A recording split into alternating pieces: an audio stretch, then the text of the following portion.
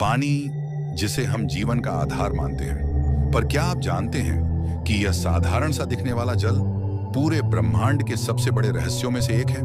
आपको धरती के महासागर विशाल लगते होंगे, लेकिन अंतरिक्ष में एक ऐसा जल भंडार मौजूद है जो हमारे सारे समुद्रों से 140 खरब गुना बड़ा है।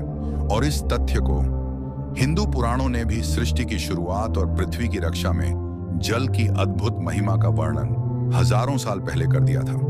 2011 में नासा और कैलटेक के वैज्ञानिकों ने 12 अरब प्रकाश वर्ष दूर इक्वासर APM 8279 प्लस 5255 के पास पानी का सबसे बड़ा भंडार खोजा। यह पानी लिक्विड फॉर्म में नहीं है, बल्कि वाटर वेपर, भाप गैस के रूप में है, और इसमें मौजूद जल की मात्रा धरती के सारे महासागरों से 140 ट्रिलियन गुना ज्यादा है।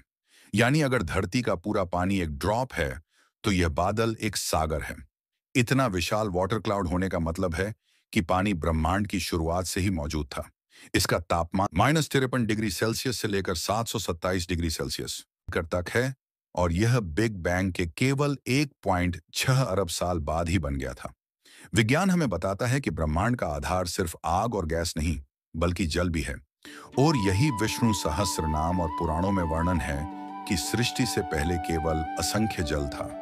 विष्णु उसी जल पर शयन करते हैं, और उनके नाभि से कमल निकला, और उसी पर ब्रह्मा प्रकट होकर सृष्टि रचने लगे। क्या यह संकेत नहीं करता कि जल ही सृष्टि की पहली नींव था?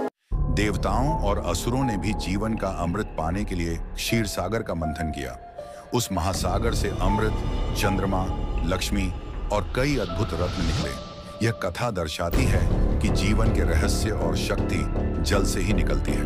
लेकिन इतना ही नहीं, भागवत पुराण में कहा गया है कि एक समय दैत्य हिरण्याक्ष ने पृथ्वी को अपार जल में छिपा दिया। तब भगवान विष्णु ने वराह अवतार धारण किया, एक विशालकाय जंगली वराह सुअर के रूप में। उन्होंने दैत्य से युद्ध किया और धरती को उस असीम जल से उठाकर वापस आकाश में स्थापित किया। ये कथा हमें यह संदेश देती है कि जल में ही सृष्टि छिप सकती है, और जल से ही पुनः जीवन प्रकट हो सकता है।